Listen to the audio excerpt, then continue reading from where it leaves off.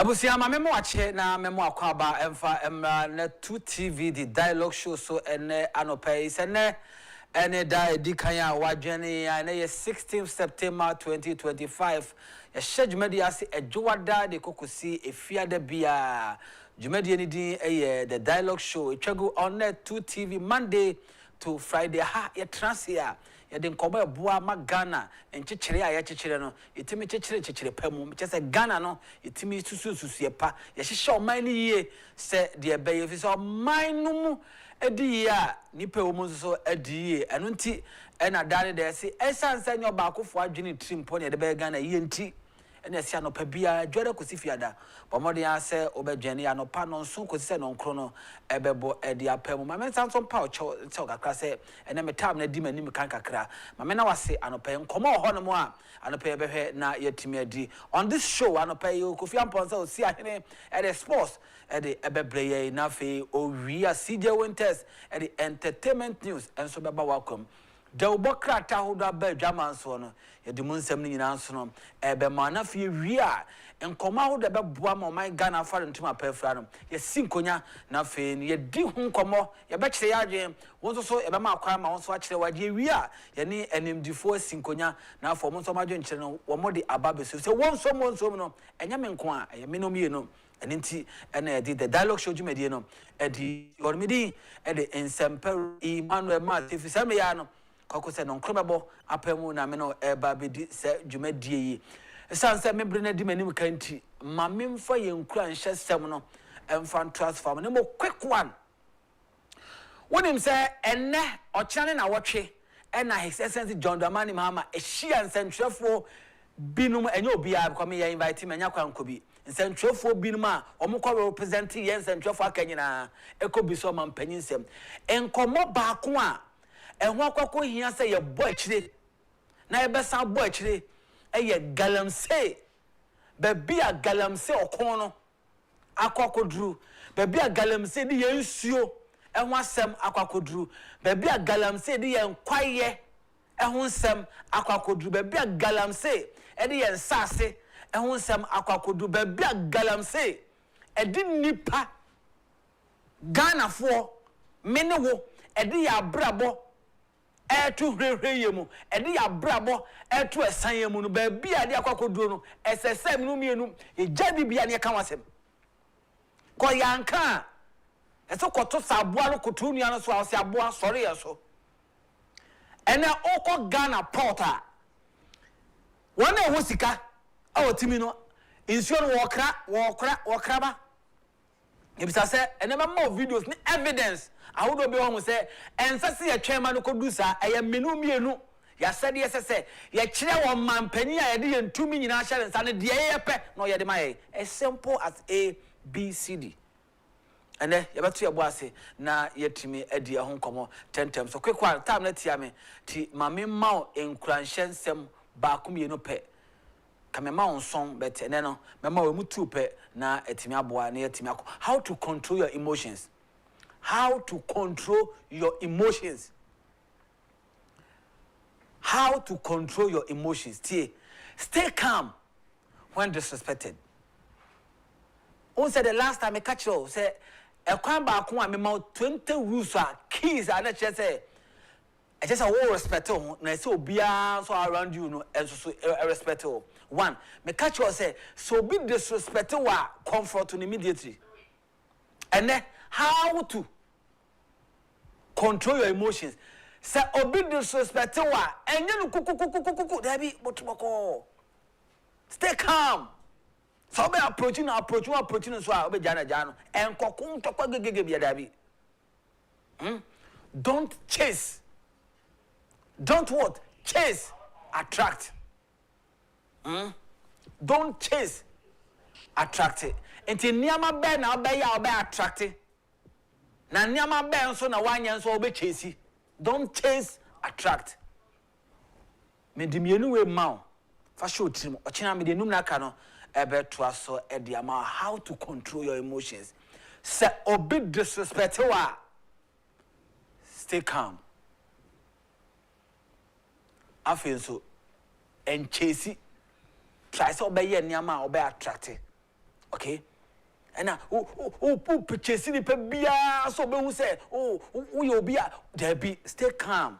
Not to Tony Amaye or Mancasano, a baby baba show.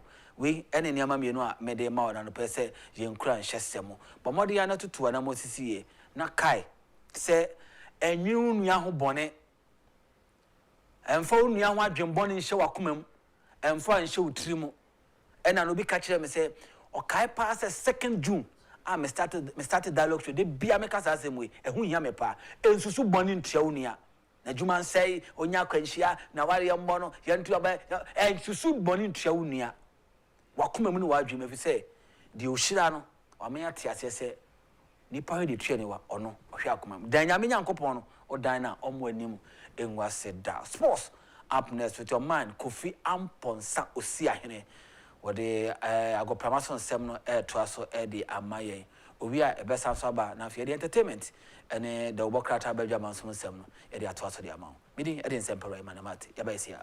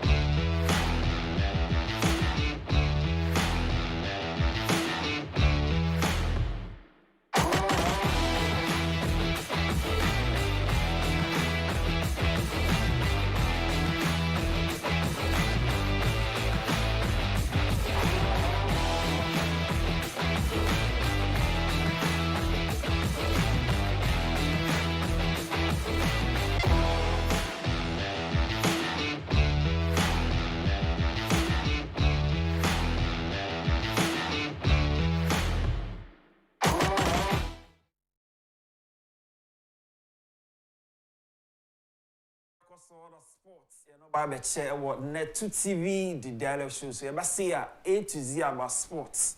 Ghana said, Africa said, we are suffering. There was some TBA and they know.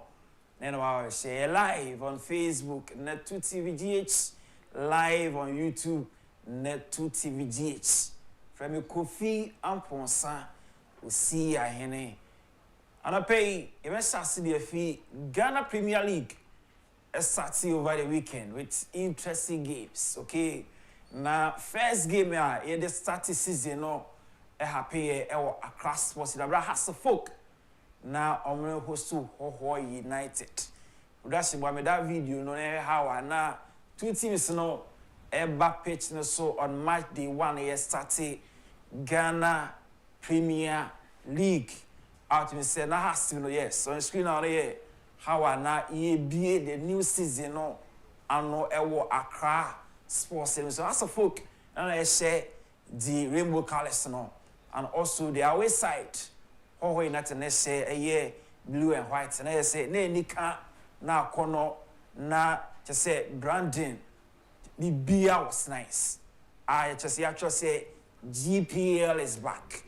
Ne interest on that night. See just say a weird kwemu be set up Saturday the new Ghana Premier League season.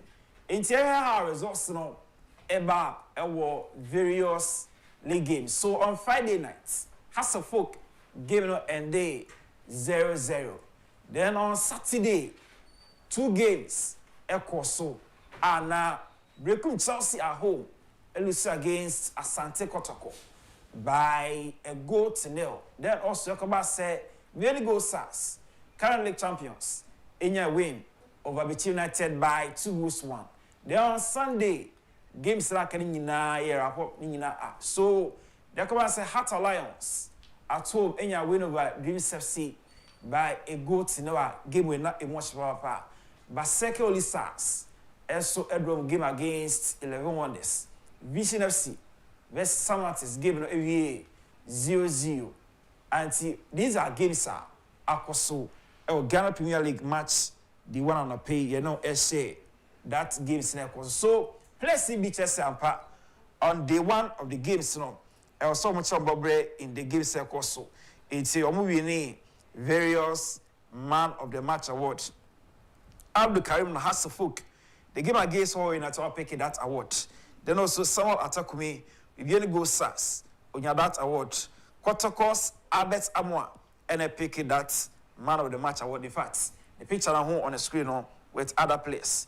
Lawrence Osei, Heart Alliance, Kingsford Barfo, Basekoli Stars, Kwame Aziz, Vision FC, Felix Shea, Midiema, Pfizer Gariba, Karela United, Yimano Ano, and so a war nation. So these are guys on match day one on Bob Breno, a quadding power. When we say you go so a World Cup qualification, yes, I say no, coach is no, a monitor, your leg now, and no, Obia, and home born ye. So, working chats on top 5 scorers after match the one. The only day a Samuel Atakumi of the goal Sas on the one or produce 2 goals. Albert of Kotoko, as you go. Then other players also in your go on that day. With the one Ghana Premier League. Now, how and then also course about keepers a keep clean sheets on the day, okay? So they come and say Kwame Aziz a keep clean sheets. Hasafo goalkeeper Benjamin Asari also keep clean sheets. Kotoko's goalkeeper Mohamed Kamara also keep clean sheets. Then other players are almost so come on the day no. Keep that important clean sheets, mat the one Ghana Premier League. So, general numbers after the one games a course no. You have 4 matches. You record 4 wins, okay? 2 away wins, and the Akawi in a draw. And you record the total of 11 goals. So, all the numbers, mat the one, and they produce all the stats no. And them are here and won the 2 TV the dollar so. Benjamin Asari of Hasselfolk. Okay, before that, Yama Lex Sanders, no, Naya Howard, the clubs, no. 1st to 5, Timisa, Maddy 1, or we know games, no. Yeah, from all. Beyond Go Sas, Mediama, Nations of Sea, Kotoko, Heart Alliance, Karela United. These are Timisa and Maddy 1, or we need games. After the one, Young Apostles, and then that's your cry, or more, in your points with Dreams of Sea, Become Chelsea, Diana Sas. All Blacks and Bichim United. So when Howard and Senakoso, the one Ghana Premier League. Before I enter the 2, no, you more Benjamin Asari of Hasselfolk Abaso because the game of course against World United was in the game number 100 in the Ghana Premier League. And you want to say his current Blasters number 1 goalkeeper SM for you.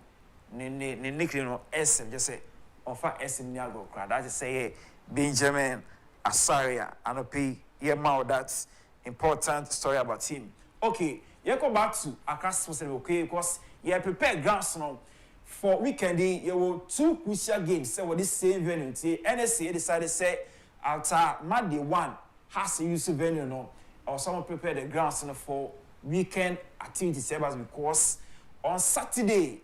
League champions, Bibiani Go Stars, Elbow CAF Champions League game against Nigerian side JS Kabili. Then also on Sunday at Santi Kotoko, obviously the same venue, against Nigerian side Kwara United. It was say NSC for prepare grounds, making sure say pitch is in good shape for that big game sir Basso this weekend. See, Bibiani Go Stars. From Bibiani about doing crime. Okay, Bibiani Go Stars in Accra now.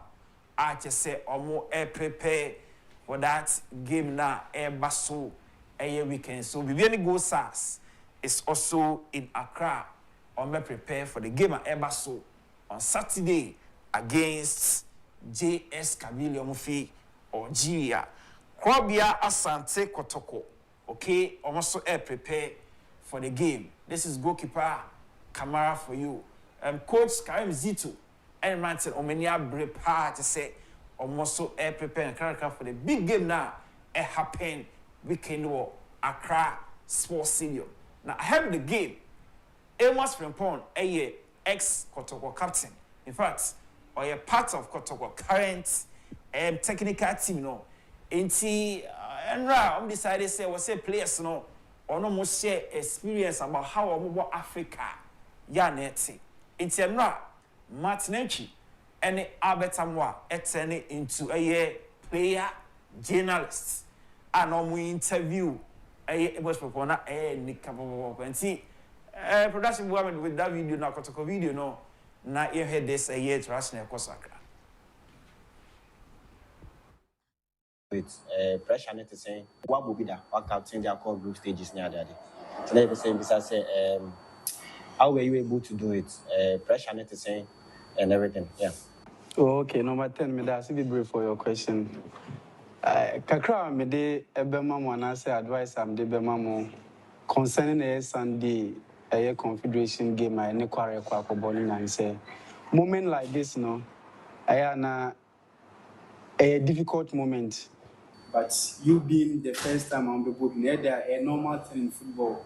There are pressure kakra bebem, but them demand say some go and I some go in with confidence, a lot of confidence, because an international stage, oba add value to your name, and Mama my refuse say there were a lot of millions of supporters and so on.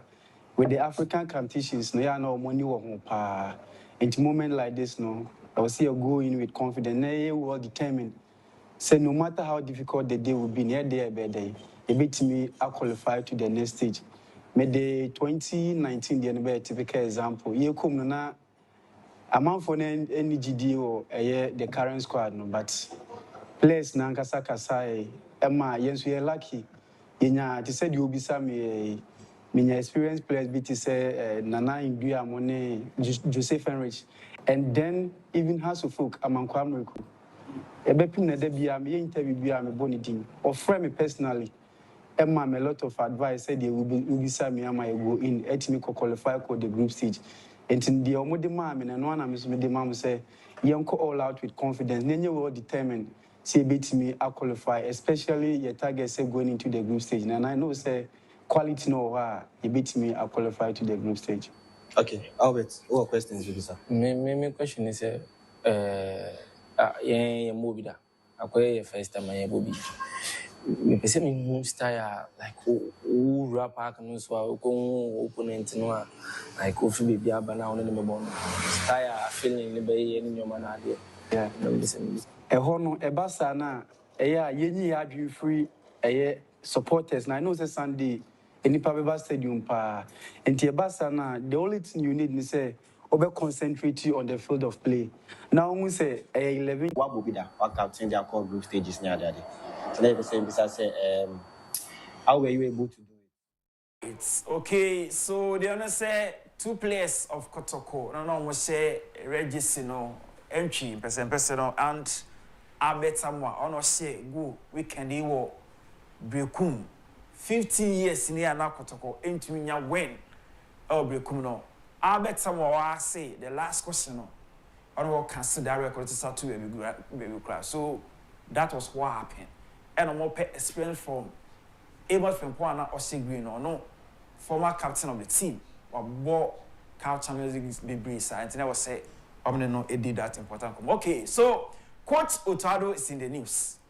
Now this time around Unauthorized or celebrating the 50th birthday. No decided say I was say on children homes I would do celebrating na kakra be inside no ono nko oni ewo nanum what I say also to me ada kan na den tie ba that video what no pay ye mo na baso na enche bia atwam no ana some time ago ka blasters ekobo matches don't say place no on nam children homes ahodo no mo ya adoye ne ade sade no e de lack ba pa be ne krofo ewe oh the yeah bo match we stadium my yeah TT supporters comment ahodo say me yeah bo but yeah na omo ntiase enti be jam sa okay Charles Osesibe the barrister Arm Wrestling Federation no weekend on my sign I re-elect as the vice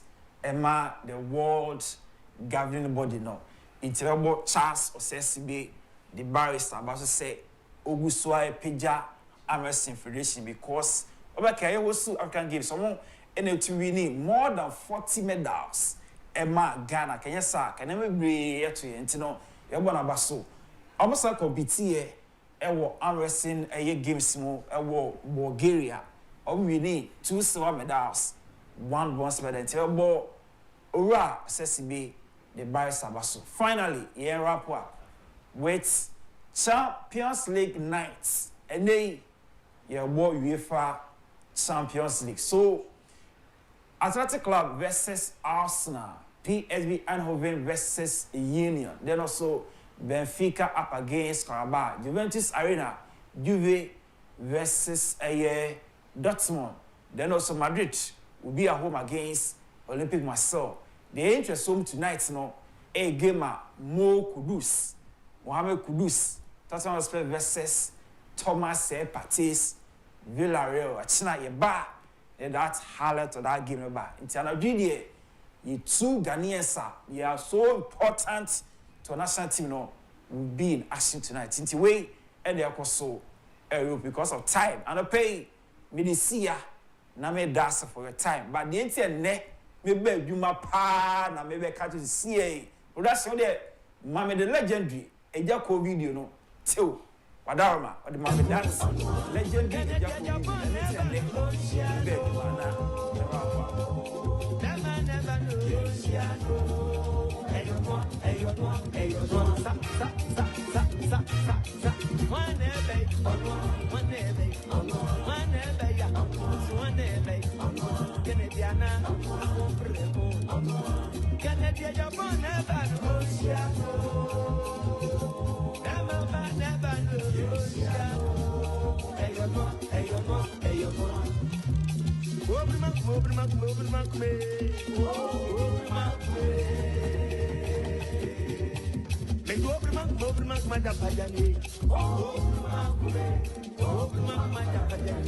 Kennedy, where she knew the Asante Force, Kennedy, Action Force, Kennedy, well, Force, Kennedy, is in my Force, Kennedy, a Piapin Force, Kennedy, a Uber Force, Kennedy, and Car Force, Kennedy, and the Mental Force, Kennedy, Mana Force, Choco Force, Yaboma Force, Koma Force, Gruma Force, Mam Pussy Force, Basa Force, Tanjaga Force, and Vati Force, Wasa Force, Sergi Force, Latte Force, Canada Japon never Oceano,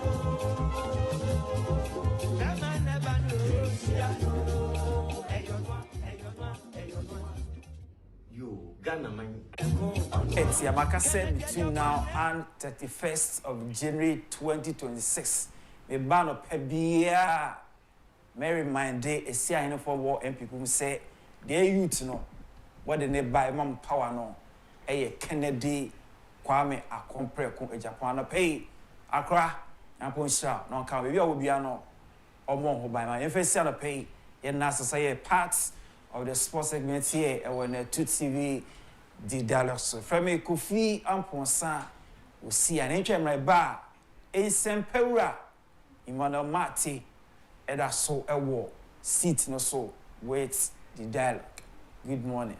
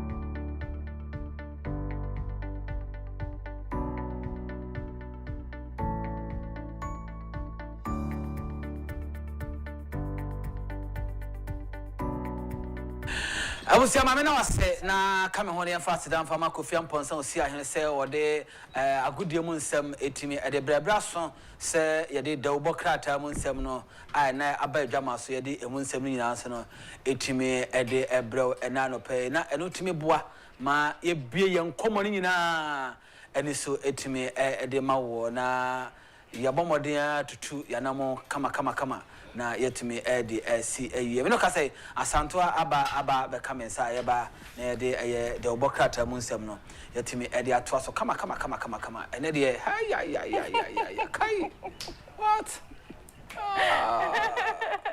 ene sadia wasi bunka mo afa won so no hey and the chair prime minister be good year asamo Jana so ngasam get kutu sebam François body be na me fa nko na oh me akasa me ya de hye wo fie didanti wo mom na se me de man aha o da bi memeko miura atwa me ntimeko ye beko ntimeko onto beko ene ye nyina ye beko na kese na ato ye kese na ato tiana no ye beko asantimantem kakra na yakwa hese de asantimantem so sitie fact se modi bibia a kire me amontom boas na mfa nkire me ye why na from the commentary position what I say from the commentary position utimo say betimi ahadwen ye what I say ntino bibia ni ana ma ye ni ye what I say asamo adana zefa ene brother nyame ni edi ni ene brother papa ene brother pa ye mobo na isempa eyi asante hema yi enye yi kitwa na ye no enye yi kitwa David na wan say Ghana for ye mu bia ya so bracha to the extent say yes say abrafo ebe kurom enti wodasani mempie wonim say obi pie na ya hwe no obi apre no ho akopie ena ne eba social media so TikTok obie abrafo edi na na Ghana for ye konkoton ade suban te sa so beko konkoton ade enye kwase meye uye prora just one night oh yes wonhia mempie wose sa tam na meton ade a metime nya sika koto private jet na all the current man penny dey took na say all the private jet no hu ne trend no I say hey eno okuje to ayakasa wan so pache wo that was say private jet no presidential jet no sisi ade ne akwakodu na sisi e ton ayenton eti akwasa me so bi say yenton ma hwan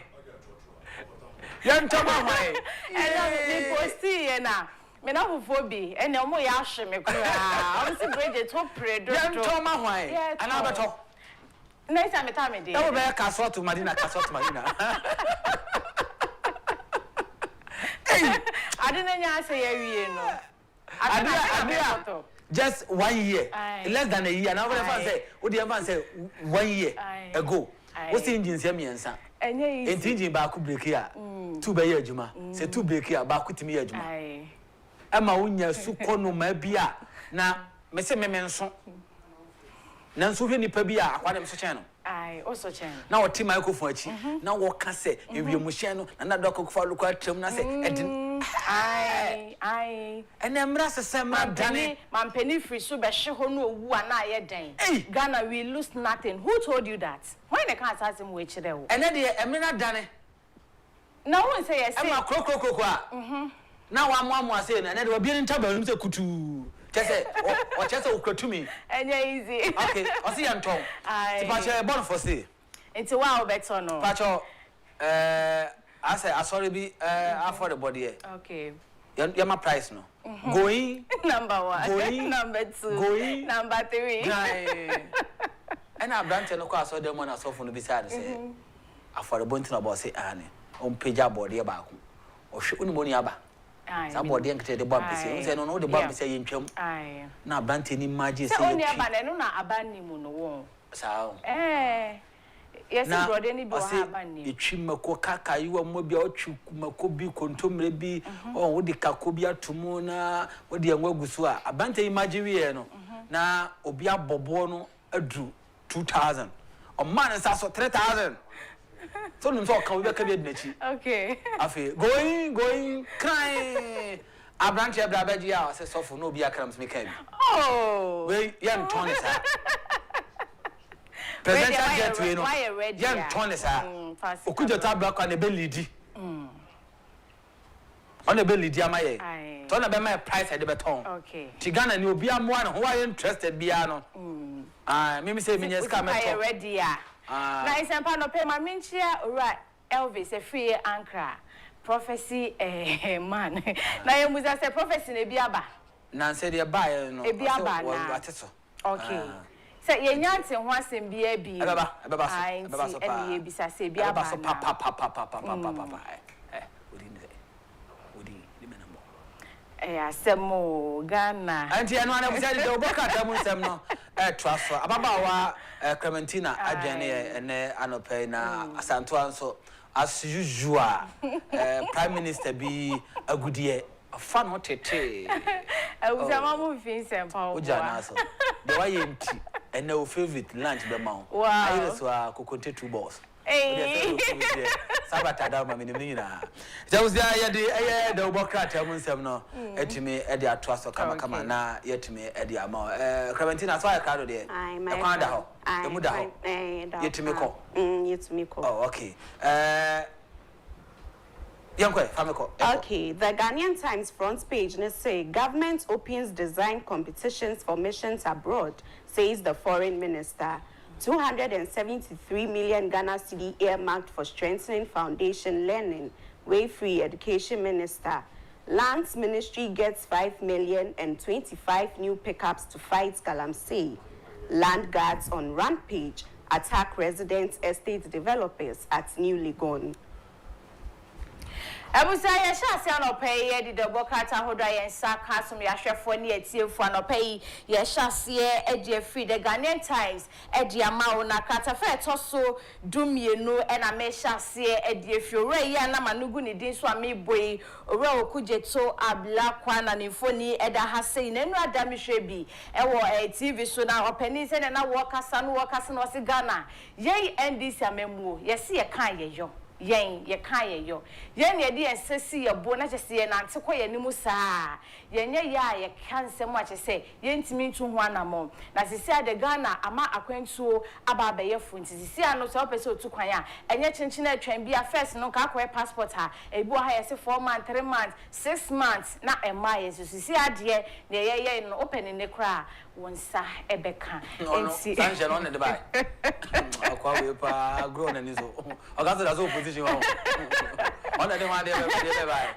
enti passport 25 economy no card passport no I was starting I was so ashase enti sisi ade Ghana ayepin so anopay obi okuje to abra kwa e ka won nsema tren kratafeto so dumie no e wo the Ghanaian Times emu na metwa so katafeto so dumienu ho na so e na soafo a wo hwe ye nwomesua ensem so owura Haruna Idrisu so e de ensem aba beto na o se aban e de sika ne bo ne sum 273 million Ghana cedis e kwa akohye enwomesua mu tichiu na aboa ma enwomesua fapem no etimi agina yi no so ho nsem no e wa ha bia medimu ensem no e somwo na katafeto so duba konso and Lands Ministry one more ensaka 5 million Ghana cedis and after 25 new pickups nipa wo donate ma wo no eye penny kwantre for woda gold board ano wono ene de sika yi ene pickup cars yi ekoma wo mo but eteche ni se wo se wo mo fan kuntia Galamsey wo mo fan kuntia ofagala azantwa yes aboa kokko de John yanya nkwala asa kroma Galamsey yakun etia ye tu ase a obenya gold no eno ato okay susu ampa se ne nuane ampa se same jamfi pese omo yesa dewi a saka so okotoi omo de koma omo hwa fo atram de abo life afofo omo ma de akosku ade omo mfa nkonko tracing nkonko ye bibia o de no omo asa omo nim me no ka se eastern region afia ya NDC world chairman e ba fia be kan say ni DC to Galamsey okay Ama this na tabia banted no court. Omo police for your operation kokoche excavators. Ewo Eastern region. Koche excavators dey do case no ba police headquarters we no. The next morning, see I didn't prepare case no mo dey court pen onya call. And you can say we need boys from koche omo nyina. This you know, Chade, what do you say? Some of the Kroma was out. And some when are they come on? The come say, or move from Conquer Day na yes stop here. What you move to Galamsey as in free Ghana. Now some of my penny can state of the nation address here. I just say, as some of my penny can auntie. Amakazi ate ya head ebesi. Na no achi ni ebe central region for a problem. Na no pe omo dia soma me.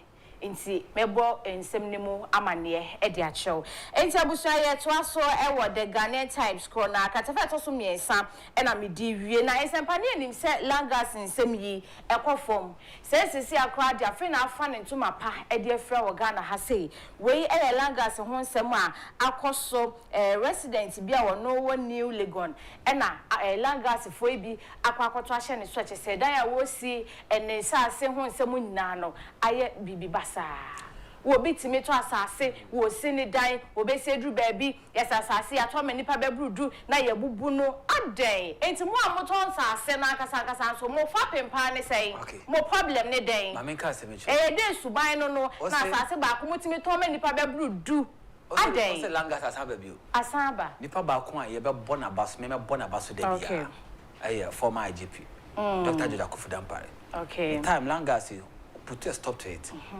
na dampare kan sembi oko Methodist for no mo youth conference it's a convention and oko bie and nkwala na ba ko bisa na say IGP what is your biggest fear my video no and you Dr. Akufo-Addo e ka say the biggest fear and say position kra na say IGP no obefiri so na de obeba no one timi mama ye no ana ometoa enoma pa ohye no so the biggest fear no asam na no waka no Dr. Akufo-Addo the biggest fear I say the biggest fear etene oni ho owana aba no pacho IGP Dampare the biggest fear no pacho this fear na say aye what dia wa bu afa I say the biggest fear and say and any men on your monam no the commissioners ni nyina no omo biggest fear ne say na da ka kire omo say omo nyo modwuma ni yie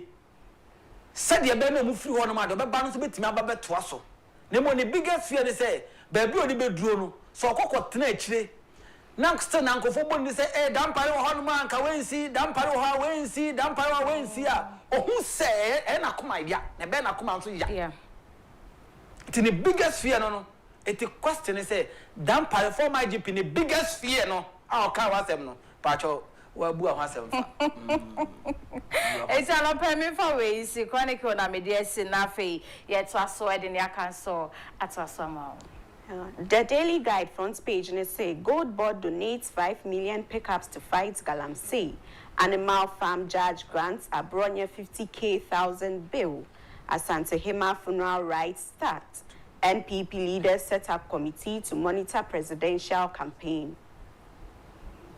Okay, inti ye to aso enfama odiame di Daily Guide na to aso ediamao Gold Board ho asemi maboso di dasara so na owura abronye me ne woka say the sisi a court a grant ne bill a ho nsem no e wa ha say na 50k eno ne bill ye di ama abronye DC a ho nsem no bi e wo krata fa to so miensa e wo Daily Guide a medi mo nsem no e som wona krata fa to so ensia e wase ha sen so na NPP elders a ewomuo de ensema ba monte na omo set committee e de abo womo a wagina wo NPP amanyuko nim April Franka tubre no di bre no omo pri wo NPP amanyuko nim no womo set committee a womo ba be hwe campaign ahodo womo ye se wo ba kogina baabi akaka sentwie gafa wonua ho se wo ba kwade se wonua e wo baabi a wo begina no enu nti e na omate sa committee ya womo eba bedi akire nti nipa num yi baabi bia obi awo a wo ye ne campaign no Adaroma committee etechira wo mo hwe enti wo kasa na wahunye wo beka na enkofo halfofro emfa market afeto so nsia daily guide amanie ni bi na katafeto so enum nso ewa ha sen so na asante hema eye no wo mo de abetu dwa se ahyase wa asante mantemu eni adaje kra san se ye oba hema wo hema krowura ai wo mu ne krowo mo nsem we akosi o mo so wunya ba bi ntina wasante mantemu na hema kunadu yi adomoto so miensa na yie no ho hyehye nso egusu a etwegu wasante mantema no pe kata yi edi abai mu nsem no mede asomo emi de pa na nana mo de nhyiaba enkohye esobo so yem yanko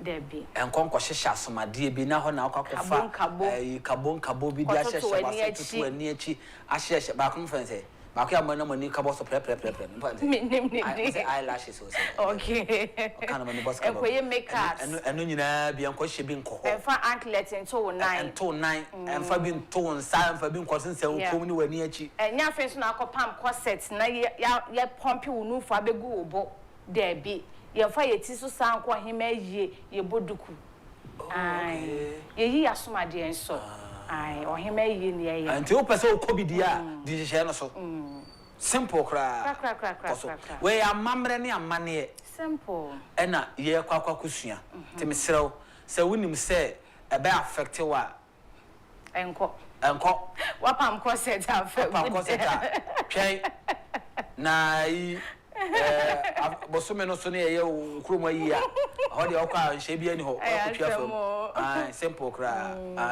anya ho na akwakotwetwe to fista de o tru bia kototo na wakoye gaga bi na onka ho enkobi na enu aso enkata babonte Ashanti Regional Police Command e de letter ba out say enye ho so na wudi etu a enkotutu Debbie what say yes enkotutu bia ye wo komanhia ye wo mo a wo moto sa ne amane nyina onka ho enkofa bi nko Debbie we ya mamre ne amane ye sunsun masem on tiase a enko don't try me say kotrando do wa weekend na ma he TV yeah nya nkwa yi no I would say visa pana as a party me the daily guide BC has said na yato awesome yango The Chronicle, Heath Goldfields has rather rescued Bokoso Prestia mine from collapse, says management.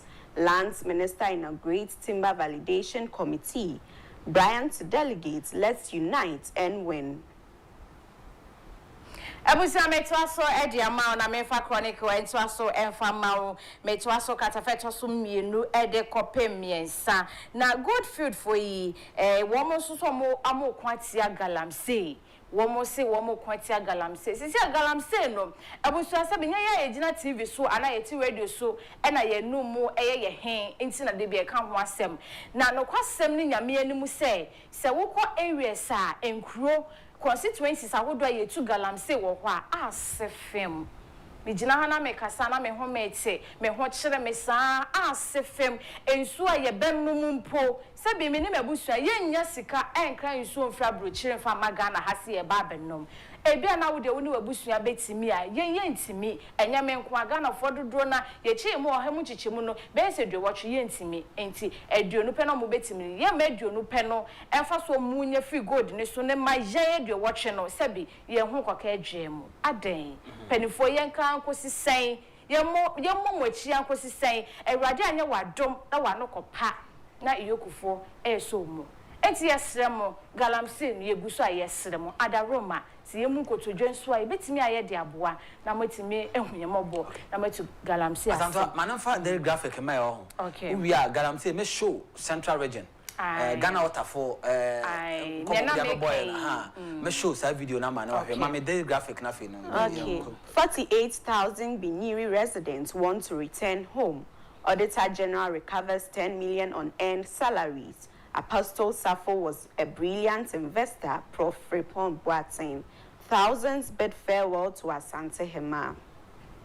Ebusia yemfa daily graphic enso aso emfa maw. Na eche bia ye de bokrata ahodo anim ye bebo amane se uko guniyira entokwa asase hu ye se asase ne kwa ye half plot bi ehon tokwa saa na nam so ma de hye ewa ebi dwane ye ekoko divu ana sisi amene wo ka say de ye se 48,000 na omo pese wo mo samba wo mu nchi penifo se kuntu hwe ya aja ni nchi ana eko nti omo operation bebo omo nchi na no na nadmufo de aba betu dwa se wo mo ye hyehye nyina de abom ho ban se ne be omo be fia entokwa no ensan so enko ba bi me ho nsem no ewo katafeto so miensa ewo daily graphic mo saran so na wotumfo ye ka asante hema ye so wo kwotwa asante mantemu ana efe amamre ne amaniye ekoso a eno ho nsem no bi ewo ho ne sempempem na kwa kopiem wo ho a wo mo eni otumfo kwa akosu asante hema ebia na katafeto so dumiensa so na nanu ada ebebo amani awe ho sema eto Ghana Apostle Kwadwo Safo Kantanka opani ya wode woye ka no obone sema na etuo woye enema hudo bebrebe ti se TV chese enema ne de yentimi muboso opani ye twanani ahweban a ho nsem no ebeto dwanti krata ida ba se Ghana ya hwere japade kesiye Ghana hwan biem ye pani ya hwan bi ne ba be TV amaye hwan bi ne ba be ka amaye ni nyansa nyamede dom no na ho brase ne nyamesura no wo edemo micro Ghana ne ba mo wo no de oni mpani ni mabofra wa ba be fa ne kono wo mo se awe ho pan ne ho ensem ne bi enso wo krata feto me wo honorable Apostle Kwadwo Safo okay chief apostle me wo ni video bi ofutuo bi okay na tama me tie na ohwe saa oka saa asem no ena me save saa video no entito wo ena me pese me bo na ye paper review ni ahwefo nyina no okay etie afutuo a opanyina de maye me wo ni series of videos me save ni videos pa okasa bia me save videos no emre bia ye bedi nkomo bia ho behia bia no mefa ba ko na ma ba drop e de ama na we in particular no de futuo maya sa futuo na aboa mba besi ne na yenkonkotie sa futuo na emfam na ne hu se ya hwere ade o Ghana na mo bia obetuo bia no menya mini wonkai bisa se awurade saa nipa we ya wade ne ho abebomi ento ye nipa apa enipa we ya oseme mo anui enisa mebua ne wi a ento obeyi maye enti obekan me ababom fiti ase eye nipa ene bo nipa obi anso seye eye nipa ene sei nipa ahanam du si o amo bia obetuo bia no menya mini wonkai bisa se awurade saa nipa we ya wade ne ho abebomi ento ye nipa apa enipa we ya oseme mo anui enisa mebua ne wi a enti obeyi maye enti obekan me ababom fiti ase eye nipa ene bo nipa obi anso seye eye nipa ene sei nipa amo bia obetuo bia no menya mini wonkai bisa se awurade saa nipa we ya wade ne ho abebomi ento ye nipa apa enipa we ya oseme mo anui enisa mebua ne wi a enti obeyi maye enti obekan me ababom fiti ase eye nipa ene bo nipa obi anso seye eye nipa ene sei nipa ahanam du si o amo bia obetuo bia no menya mini wonkai bisa se awurade saa nipa we ya wade ne ho abebomi ento ye nipa apa enipa we ya oseme mo anui enisa mebua ne wi a enti obeyi maye enti obekan me ababom fiti ase eye nipa ene bo nipa obi anso seye eye nipa ene sei nipa ahanam du si o amo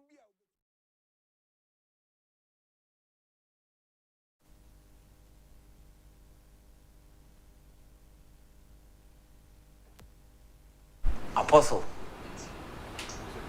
me menya akwanya nhia no 101 da ba video me save watch Sunday na start me hwesa video we ma hwehwa na mahu ba bi o kan o say aha na me di usi to kasa afuto no de man no o say aha no de say afuto o de yesi ba bi a obia nyankopon fa o krasie amen obia wo de ofaso nya force me de futuo ni mfaso a menyae de odi jame de odi aboa mo asetere mo no ti se me nante adu ba bi na se bia nipa bi se o mo ye ne ma bi de ache ma kwekwe ma kofa video ma kofa laptop ma bo video no se nipa ahyase abrabo ahyase e nipa ne yakopon de nhira fa so ba e nipa ya me de mo ho boni me de ne be kod ne be bai de me se me ya ma no nti obeka me ana pos yakopon fa o kresi why amen o also amen enti eno ano no I've also Galamsey also Galamsey come bo me sim finfin mante mo wo mo de ma de se dia to manim na me hwe de hwe makro de me yaade enti abai de meka wo mo se Galamsey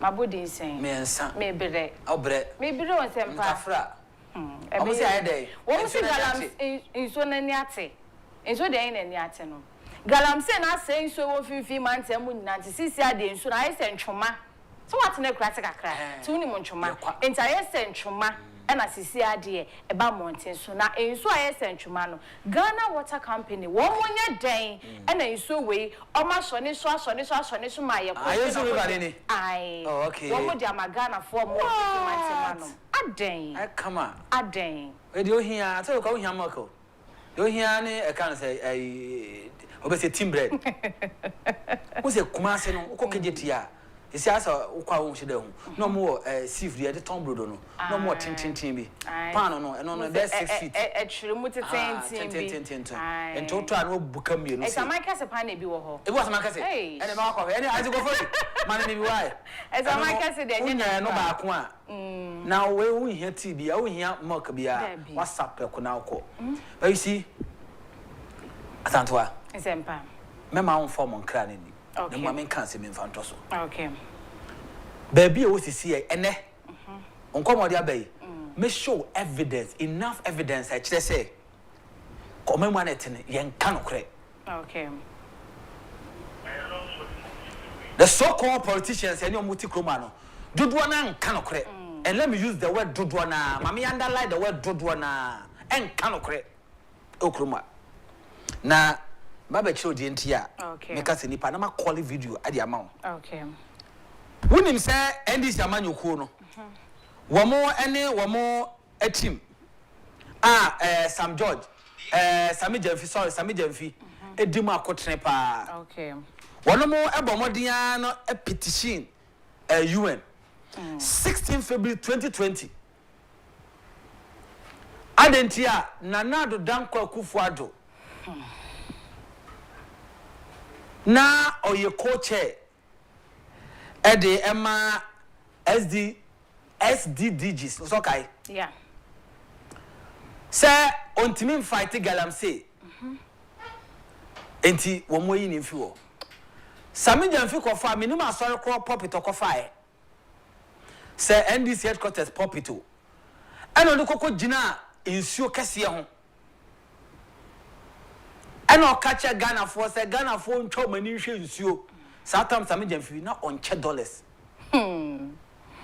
aya samo ene kokko na John ti achi da kokko topic as 5 in the name of God board say yamfa ko fight Galamsey 25 na de kroma yankora kroma yankora memo series of videos including his excellency John Dramani Mahama yewura omampani satam no opposition leader Okache Ghana for nyina one interview granted Kache Ghana for say Ghana man panyin na nado dan Akufo at that time no ontimi ko Galamsey ntimi tuase china now sorry I say what the presidency some command panyin na nado dan Akufo Arizona at that time we also about the 2 weeks be tuase 9 months no ntimi 2 year case na awesting there any other day say yo see about tutu see about and you see I say we no Ghana for the body any adults na ye ntimi nkansi you know ye mo ne ye jeja ye ho and the few ones to make na kansi you know e detect the my se ka se de enko na nko a why na no be kire no ye masses no do no ye ne be kire ye so ne ye ko because of 50 Ghana 20 Ghana okotu gold ni wie na Sami Jamfi ba obenya dollars a che de amankofo parliament no obi aka na notum ye nka wasem me be mo video ba ko mienu miensa enan na tie videos ni nyina na wa hwe tie videos ni nyina na bisa won say ehe fa na ne agina that time Ehefa and na sa videos no em na sa nipa we ka sa ansem no ehefa na na ejina sa ambre no e ba Galamsey ukona aban no teso no ka sa ansem no na ni nsusuye ne sen anamo ahodo be na no wotuo na fa compare ne wana ka sa ansem tumi ekro mo na hwe mo so na mo wo mutuo na wankasa ye ba wanya akonya na wanya bi ade aka yankonkofa videos me videos ba ko mienu miensa and 9 na won se de ewiase se Ghana me se nipa bi nka no kurokuro mu a yanko videos no ba. The NDC hereby serves notice that in the coming days we shall petition the UN Secretary General Antonio Guterres to revoke the appointment of President Akufo-Addo as co-chair of the SDG advocates. And that petition will be ready by Tuesday. Because clearly, President Akufo-Addo has failed to show genuine commitment to the fight against illegal mining and the protection of our environment in his own backyard. His corrupt government has become an active enabler and promoter of Galamsey and the destruction of the environment in a way that affronts the sustainable development goals of the United Nations. He is a bad example, not worthy for emulation. He has proven to be unfit for the prestigious position of co-chair of the UN SDGs advocates, for which reason he must be removed without delay. We will not call on him to resign because we know that as for President Akufo-Addo, the word resignation does not exist in his dictionary. So we know that he would want to hold on to that position. But we are convinced, beyond a shadow of doubt, that the United Nations will act. This Galamsey matter. The incoming president, President Mahama, just as he has announced that he will set up a commission of inquiry on looted lands, I am hoping that he will set up a commission of inquiry on Galamsey. We must identify all the actors from the top. I'm not interested in these errand boys who are in the pits. The real masterminds, the cabal, the doyens, they must be named and shamed. They must be sanctioned. And I will wish that we totally stop small-scale mining. Let's just ban it for a period. Let the environment rest. I don't mind 10 years. You mean illegal or both? Both. But people have licenses. People have made investments. It doesn't matter. Legitimate licenses. It doesn't matter. Look. Unless you're prepared to pay a lot of... If we are not willing to take radical steps, then let's forget it. Let's forget it. Look, a lot of these licenses, are you aware that there are licenses in forests? Licenses that should not have been granted in the first place. But that's different. That's yes. Different. Yes. So if there are licenses that are illegitimate, that were unlawfully granted... So look, we are saying that we are not interested. In any case, what are we getting? You've seen all the reports, the smuggling that goes on. You're getting, this year alone. As compared, what is officially registered, as compared to the smuggling, what actually other countries are getting, is peanuts. A commission of inquiry. We go after the real McCoys. We sanction them. We place a total ban for a good number of years to reclaim our environment, to restore our water bodies, and then after 10 years, we can really decide on what we do. If we are not willing to take radical steps, anchored with integrity of leadership. Because look, under the name of they are sponsoring parties, who are those they are sponsoring? Who are those they are sponsoring? Those of us close to party financing, we know the struggles it is to campaign and to I mean, who are they? They go and identify a few people, they themselves are the ones financing themselves out of their nefarious activity. Have you ever been approached by any any small-scale mining. I don't know them. These so-called Galamsey people, who are they sponsoring? Who? And at where? Please, let's go after the real McCoys. Let's have this commission of inquiry. Let's punish people. Let us stop this small-scale mining for a considerable number of years. Let's let our environment, which we have so raped and brutalized, breathe. Because this is a survival issue. And I will come back to the complicity of this notorious Lands Commission. Indeed, if we were in some other jurisdiction, he would have resigned by now. By his word, he put his presidency on the line. Because now his own people have been found to be the ones engaged. All their party executives have, concessions and are doing illegal mining in forest reserves. It's a pity. But it's close to home, and that's why he can't deal with it. If you go to the districts, they talk about community mining. Community mining is the MPP party executives and the DCEs who are doing the community mining. And so they are the ones doing what they're doing. And so how can you expect him to fight, Galamsey when his own people are involved in it? The president lacks the political will to do this? He does. It makes very nice, verbiage when you talk about it and you express a will to do something with. Action speaks louder than words. Our river bodies are still the coffee color that they were. Maybe they were Milo before. They are looking like coffee now, getting darker. And they all know who are doing it. The champagne machines are there. It's not something that you can put in a handbag and walk and go and do it here. They put it there. And so how come you can't find the champagne machines, that are washing all that mud into the river bodies? So I think he's failed when it comes to... Indeed. Galamsey is a complex one. When I come into office, I will win that fight in 4 months.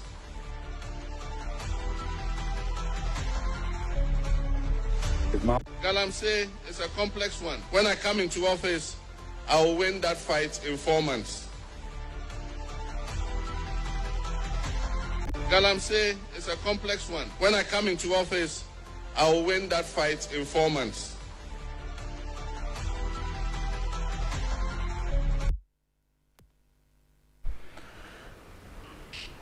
Adandwa.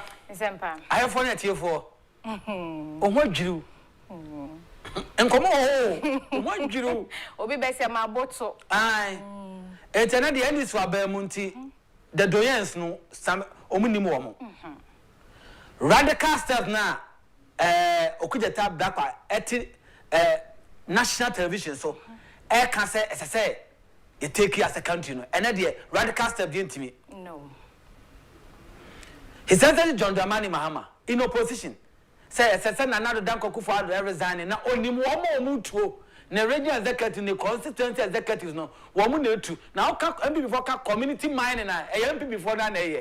And the community mining na year kwa Danny and ni ding. Men kai busia yawo. The confa we sem de bre ye. Enti omo program no Danny ni na hwan na etuo. Is it the regional executives of the National Democratic Congress, the constituency executives of the NDC, and the two? Ana, me fa won kwachiri, me se me, asembia meka, ochina ube bisa me mintimi wa menka.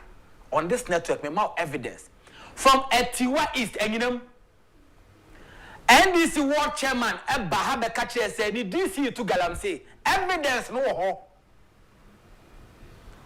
Two mobile bemo the excavators 13 or 11 to the gold now with the man for or Toma Wine. And what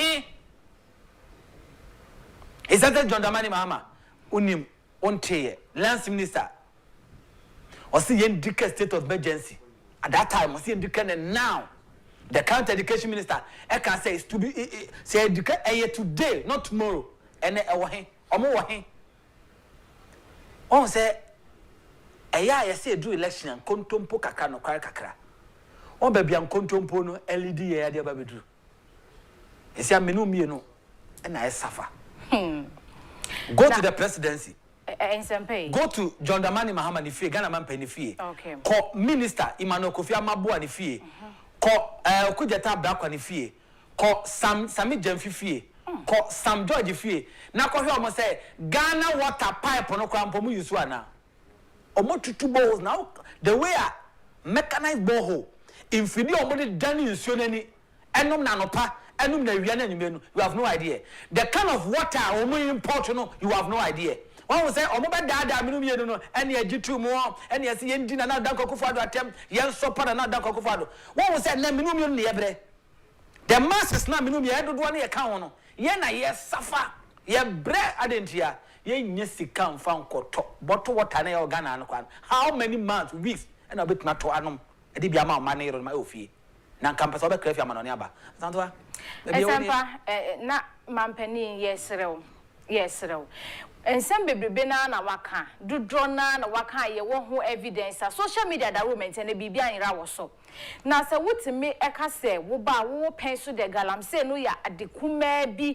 adeketua bi obetimi etu ase na bepem ne wuntimi ntu ase ye ka Ghana for ya sebi owo de ya ye fansa wo bi enum na Ghana de hye wo mu ka bi nhemu kwa kobo Ghana ho brefa Galamsey ho na nipa wo hye ba beto na nanom nsie do hwa se meto Ghana enka no so ne sese kamampani gina na ka Galamsey no ka se metu ase de free Ghana enti ka free ho na bepem ne eka actions nko a ena ka ye hu se mampani sisi ade Galamsey no wo tu ase wo fight ye de ya no ka ne saa kwa ye ntimi nya ho adwuma bia enti ye ka akosi da ben mo be hye ye bona akosi da ben na Galamsey no mu betu ase de free Ghana ha afi ahemfu bi na na no mo nkwaso anope yesre mo adaroma mamu mesoso Galamsey su o maimu se investor bi beba ho so ba betu Galamsey no a mesi o hen so a wontimi metu eti Galamsey na agent rehan no ni nyina ne fapem bi mu na na no mo nkwaso mo ka ho bi adaroma yesre mo anope yesre mo ana medi kan ka se ebi na mo ne mabusua de mo betini aka nso efro bi man so de aba na yen ya kan so se ye ma me mo ton na mo ne jenne ni ntosi wodwom so wo mo pure na water no mo kra no woni hu sika enti yen kan kwesi da be na mo behu ye mo bo ayo man ne echichiri o enye ba akufo sika wo be pedegu ni botom enye sika wo be pedegu banga dache wo de be ya kesesem ena ye pe o man no ne ye echichiri anope yesre mo Madaroma mu hu ye mo bo era ase amena ase why meso me da ase na the prime minister bi agudie afa won tete they say I upgrade no they say prime minister bi agudie amena ase etabusia ha na de eye da obokrata mu nsam ni na no edi esie afa me ba wo na so na won so wa kire wadwe ma me na ne me homra me ba me sinkonya wi a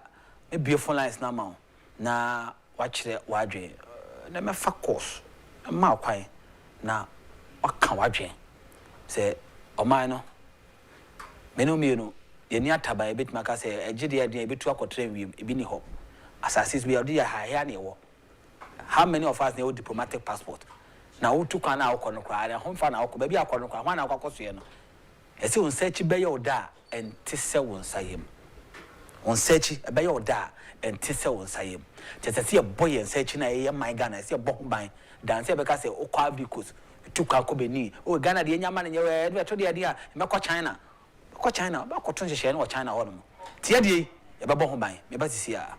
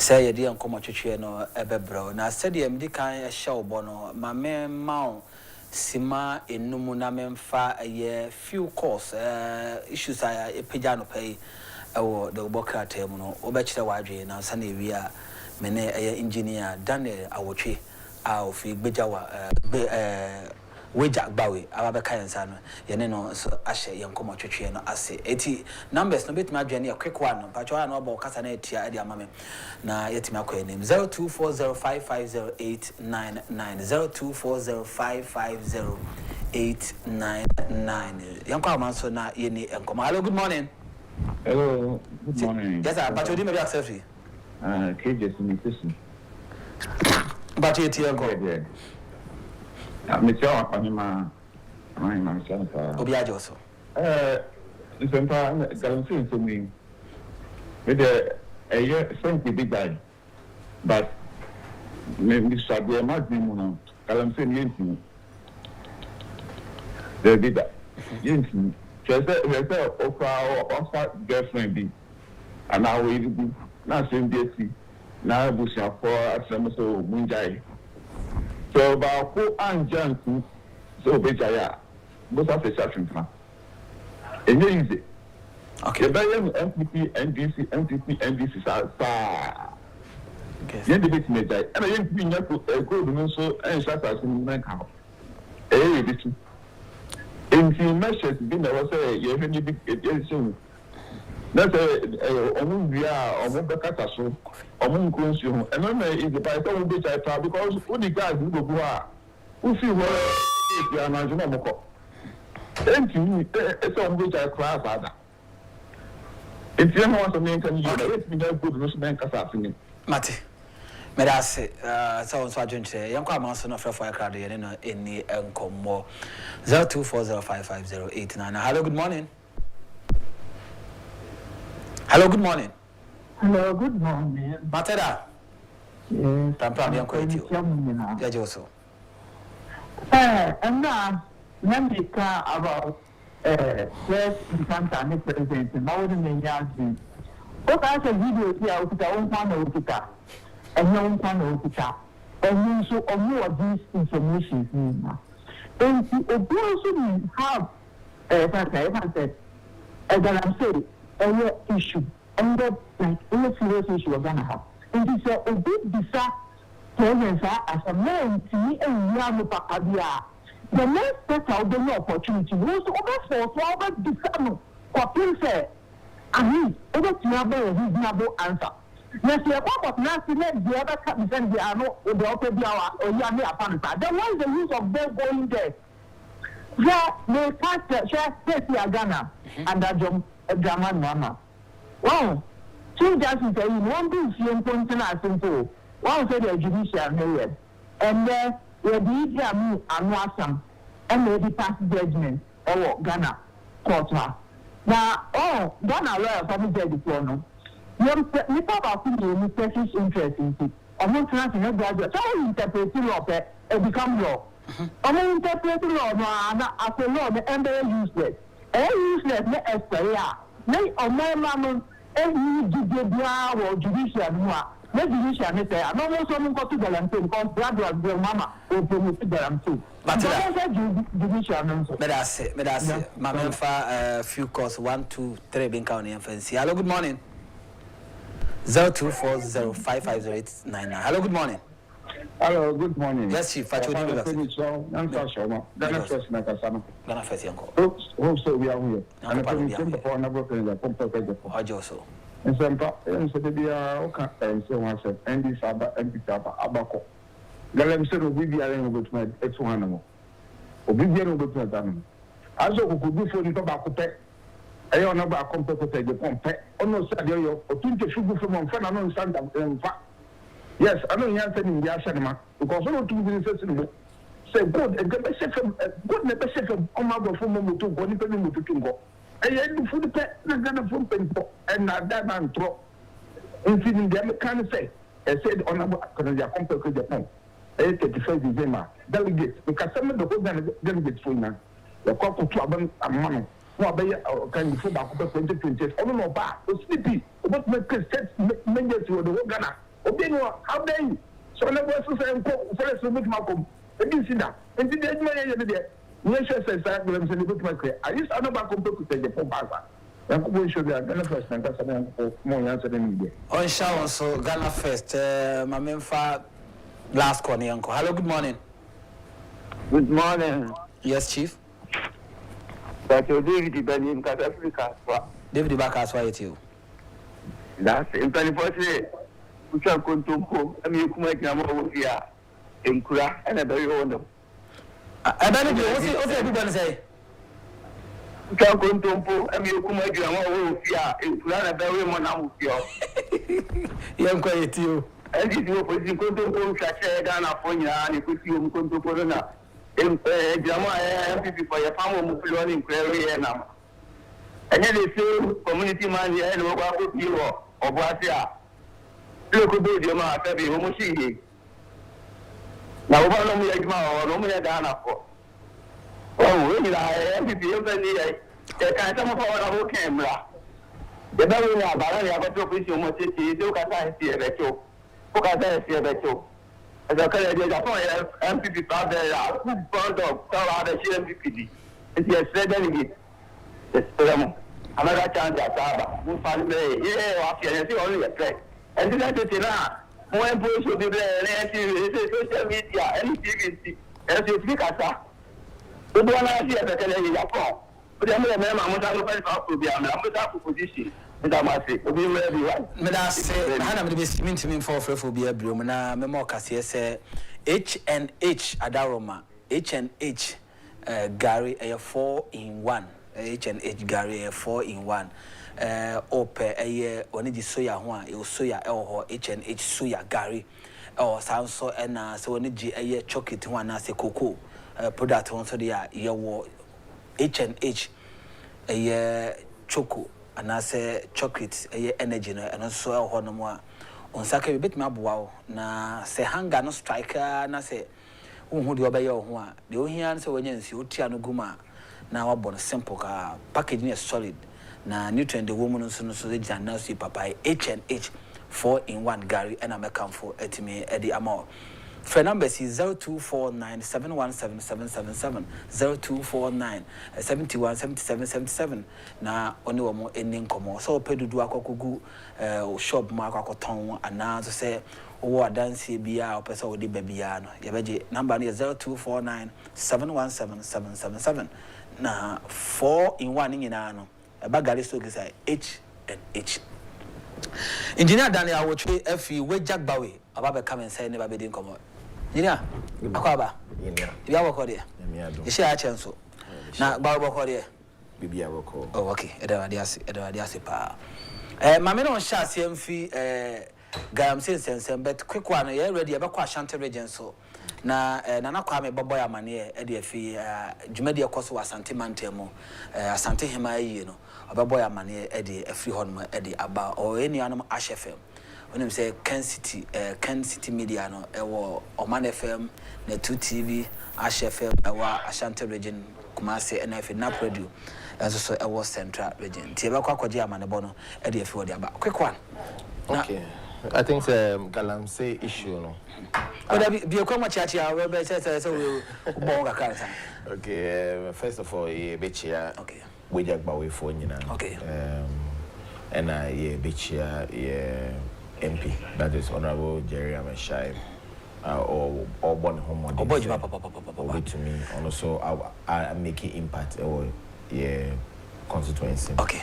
Executives in any incoming ones okay. Obia so ejo so mame nko Asante mantema nko Kumasi mumra tisia na na kwa me adwane ewo ahoma so your colleague senior member ewo Ash FM oye na djuma na na otime nka no pa ya memo ache meje so abudomia na bibia bokọ de adomnia hwe to asema me se kutu save bam nyamu de ni bia na boba mania na aja weekend onas na mabesi na aja de makwakochia krura sana santimante mu ankasa Kumasi esi etie na obia oba Kumasi a say ye nti na wo ba ana wo ma kuma se da no ahweyi ni ana monto be na se otu Media me da se ma menchia omo mo hwe le tu anopei na menchia omo mo hwe Facebook no so se de odika chire mi sa pepepe ene tie ye beku ye chi kakra ye nim se bosom ye twa mu ne da na to so enso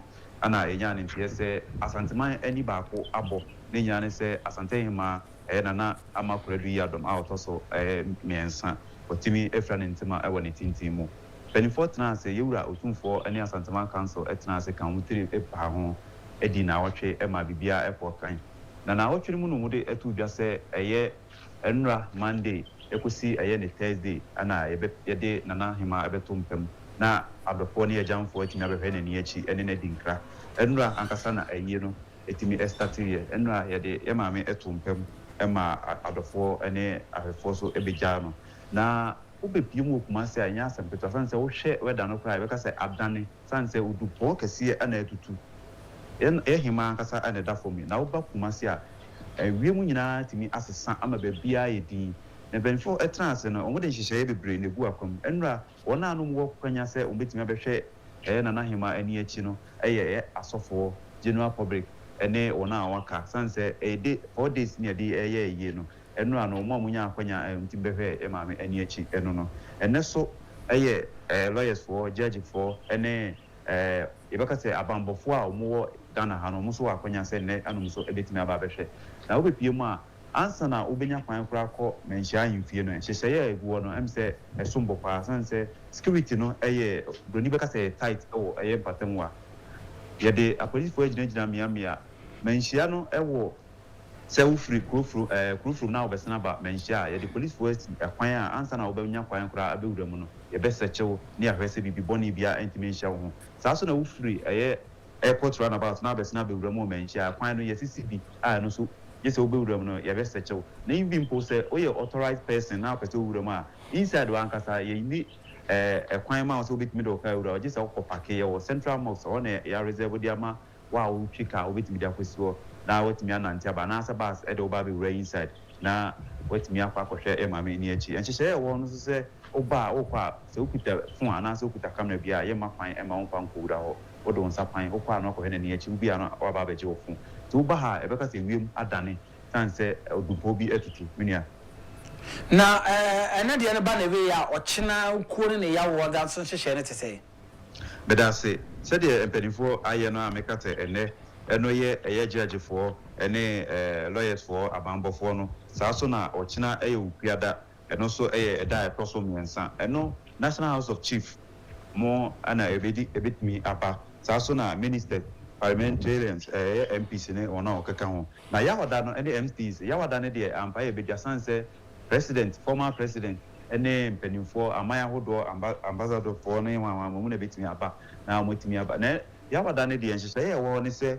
obia mi store obia enko school say bank say de obia ntimi mi sanse yawada no na yede asantehima betimi akoban mu tinhyehyeye a ewo ho ewo asantemantam ana nene no bobe 11 anase duba ko eko ni dumienu a ana yewura ba betena dwom na adofo etimi aba be CBB e de akire no tubusa mi a de ekoso wa no okay enti yenim se ye yobet we no asa ye sonko kura amamre ne amane no de na betima kan fi mama yesu bibi afri mu ye wo chichi kakra minya medase enipa ye kana asem a oda fom ze sia ye asantehima asantemantam so ba amamre ne amane ana dedi ayi na ankasa no mimi pese no mekoho Sunday anwumre sanse ayi no yebeka se Sunday na ankasa mpo na statie na nanom akomfo ebekom atie ewiem ebie kwan ansa na Monday ni bedura yede ohima eba betumpam ti uba ha amamre ne amane asante amane ana yeda na di ye na nanom akomfo wona omo frɛ omo suman ona omo kom yi bibia kyerɛ sɛ tumi wɔ hɔ no ni nyina ɛkɔso ha ti amamre ne amane de ɛkɔso ha pa anya asɛmpeto ɛneni no pay ya make us a crano or mobudja among for nananom aircom actually be say asante wotumi na asante eso power yes it media say say wo do asante mantan ko kumase mu a nsuo mu na se de kra na ento media sa pepepe enu a tama yewura betna adwom pepepe na nsuo no ehe ase se anka petepete na enu a wo hwe ensenkyene a ye na nanum bi ye ya na tin say to me wo baabi ebinum pege o mani restaurant no mabu nkotoje asre se we de otumfo nyankopon fa nche sanse Something my year, etimi chichere ma nsuo no entimi anto. Ye wura page adi mu ape be no num ekwana nsuo no ejem e ma nsuo no etoye na watedwom ne di nsuo no se de ye na nanom ya amamre ne amane ye no nsuo no entimi anto asante mantemo amenia.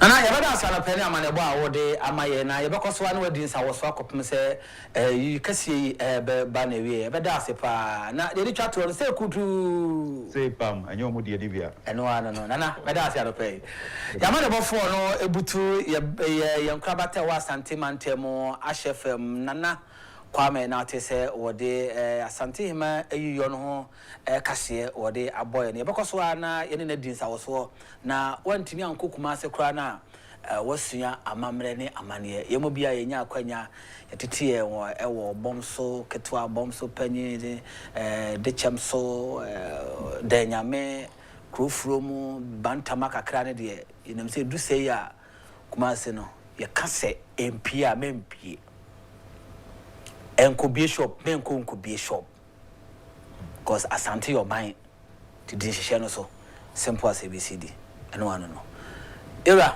engineer yes boss say my mama sound na you no ko bia na ngo oh by be show TV so okay you TV news ya mama reka kra edwa no was say odi decision so na share timi adwuma okay mate me da so ba eti na we be gbawe nkomo no ho ba wan pi obo adwuma pa o obo adwuma pa it's so unfortunate to say yeah we opposition but we are hoping say okay obetime okay and I said that we share Galamsey ase so far so good Galamsey na say baby adu yakwa kodu na ya na Debbie the thing is Galamsey no is the same as mining but just that in an illegal way than in a friend okay gala na Galamsey no the motive behind it say ubenya good na waton good and the proper mining setup also is also giving you good.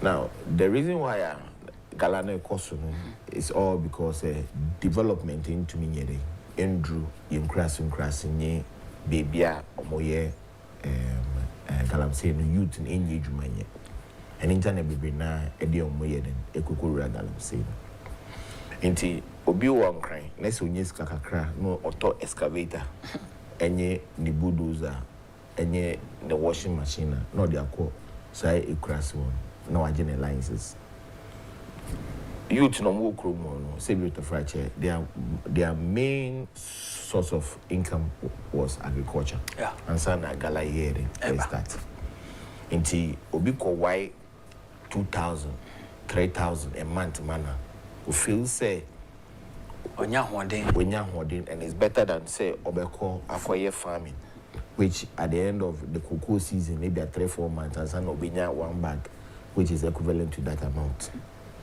internet ma the workforce no ewo gala no ebe much of the youth because it's lucrative in terms of money so one off you know started migrating to these areas.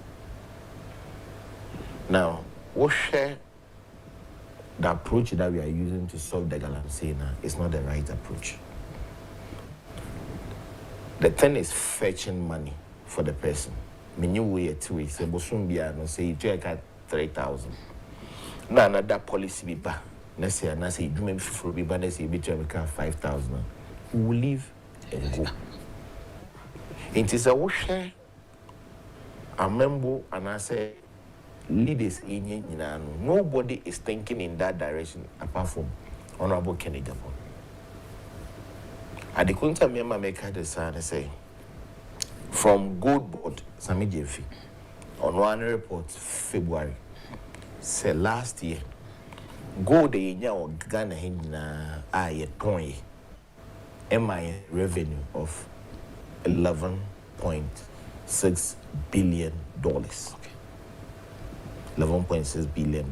That was how much a free gold yaton our babuchi. Okay. And out of this, 54% if free Galamsey. And the rest in the year, other mining companies. Okay. Yambrana Ghana, bigger mining for the lease. They don't necessarily have to sell to gold board. Into a modern direct. Yes.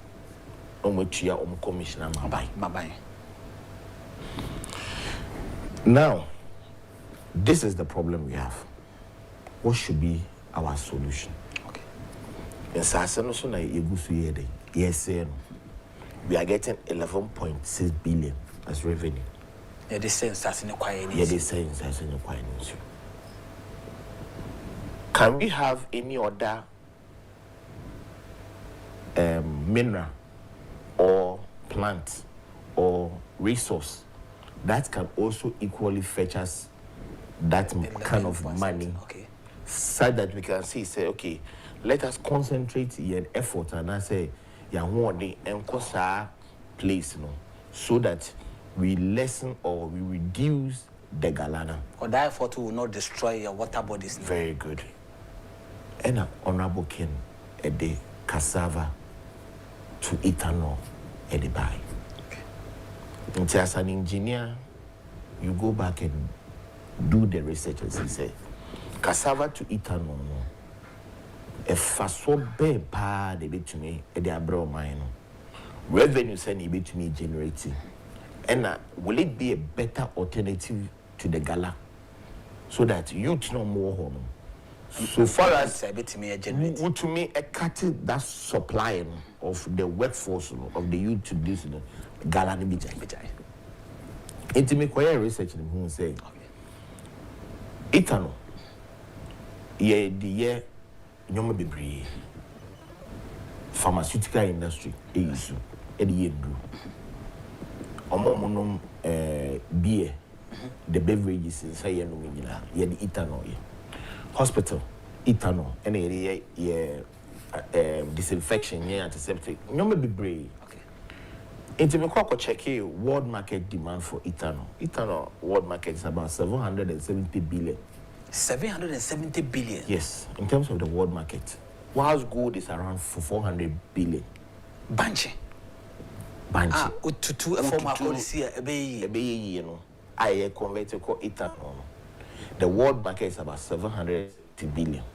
Whilst that of gold, 400 billion. And I'm so here research and say, now if that is the case, I mean check ethanol like a crab Ghana. Okay. Just last year. Because gold. If I compare gold, gold a year point. So gold na 11.6 billion. Okay. Ethanol a crab. At the bay, pharmaceutical industries in other industries. Companies beverages. Ghana last year, it was 16.7 billion. 16.7 billion. Are we serious in this country? Banche to ethanol. MI 16.7. You cry.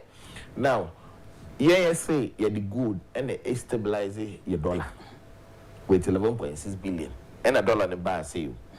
Imagine say nanka banchi to ethanol no will krum ha nanka dollar bere. But yakokra 16.7 billion worth of ethanol at your back kuba. Enti gold sika ni enya ne yesa bobo sen akra so ansa na yetimi akokra ethanol na ba. Very good. Until now, this policy makes sense. Say, if we can now see how we can get more ethanol production locally, we'll be able to what? Stabilize our economy. And China can say, yenye banchi no, to be added to your good ayo, any ye cocoa ayo, as an official cash crop for the country. It will be say banchi no, you do Galamsey lands now masena ebe yes. Ebe your friend will be a hardy crop. Hardy crop and say crop obi to me dua e wo baby a we here fertilizer so be ni banchi number 1 and a baby zones na ye mining no they are temporary zones banching in free. Until we can now channel our energies in making sure say reclaim lands in India banchos. Obi so beba say sika umunya no. What shows say would you banchina? Omenya say sika. Okay, good question. Now, it's a very good question. Ethanol, 1 gallon biano, $2.16. $2.16. In the FS, say dollar no cry. Another I say 12 cedis. Ever 12 nyaka. Whatever 12, and they say 1 gallon beer, 12 times 2.16, which is almost like $25 averagely. Okay. Now, offer 1 acre biana, we have between 800 grams to 1,000 grams of ethanol. 800 grams to 1,000. 1,000 grams. 1 acre. 1 acre beer, which is 4 plots. With your batch also, which we have between 800 to 1,000. And it say, in fact, the minimum amount, which is the 800 grams no krana, it means we are getting around $1,738 per 1 acre. Would be a bunch. 1 acre beer with me, which is almost like 18,000 Ghana cedis. Into what on the economic of scale? It's Ghana's kind of 18,000. Yes. I was here. Young common after the Ashas, you better about the Aquachi. Good. Galamsey is A2. The highest price near 13,000. Samija and Fimo buy, what just to cram on fucking price at about 8,000. Say 1 acre of banchi. See a year in the year. Say the engineer needing Komoya 18,000. 18,000. And to say who to go do na or the mercury will say you are say quite a mercury no class and call body mo. I call for how they are brown. Ne ubi dear banchino. So I say I told them 13,000 krana. On only gold cocoa now no dear 1 acre and I said back banchino dear 1 acre no. Or 5,000. And you know, purpose here. I want my number me call to your friend and say, or more youth now more echo pit. Okay. Yeah, mark your more 100 cedis a day. Yeah, 100 cedis a day. And then mark you. And no more share almost on which are the supervisors. Yeah, ma kill more 300 cedis a day. And they say, yeah, mark 100 cedis a day. A month 3,000. Yes. Who are we supervising the mark 300 cedis a day? A month 9,000. And now more excavators. Okay. Operators. So what to me piling ye pa a day? Amount between 1,500 to 3,000. A machine cost neck and I say, won't call Botomska. No, one owner no. Also, no, machine, baby, I feel any okay. But these are what he pays. Into what operating machine is to me pilot more. And no, maybe in a week, no, be 2 times in a week because we pilot some washing. A baby and son was a bay for food. And one so winner between 1,500 to 3,000, depending on the amount of pilot. Okay. I'm just letting us see the economics of skill here. Say, on one oko from Hono in 100 cities. I'm not bit me bogus. I'm not bogu almost 100 cities. I'm in your say, Andra Bakwe Totokru. I'm on a bugunuso. In Tintano or my age. Into 100 cities, I know on Webu. You know, air show almost so I know Onujina or say, oh, or direct you or more. Supervisor no. Only at 300 cedis a day. Also, 9,000 cedis a month. And a excavator no. So to me, piling, even if we are piling in Yipa 2 times a week here, 6,000 times a month, 24,000. Look at all the risk involved. We are not this good enough bread financier. Now, if 4 plots or 1 acre can give the young boys or the youth in that town between 18,000, depending on the exchange rate it will be used now, 18,000 plus now. Why not ebe sorry akwakọ sha amune mo say okwakọ Galamsey bill. So it will be a market of scale. Hear that say youth who say media banche nem mitumi banche let's say mitumi 18,000. At the internet some so kwashe amune no say ikwakọ Galamsey. And now from cassava to ethanol also it made me create so much value chain. In the sense say one, private people will also help to establish factories yes. That were Ghana. Yes. To say the honorable Ken. Yes. I am.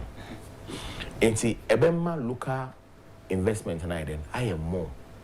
Two, to say the cocoa, your PBC, our moto cocoa no, and the call cocoa board. You bet me CPC, Cassava Purchasing Company. I know to be creative value chain work. Into be war.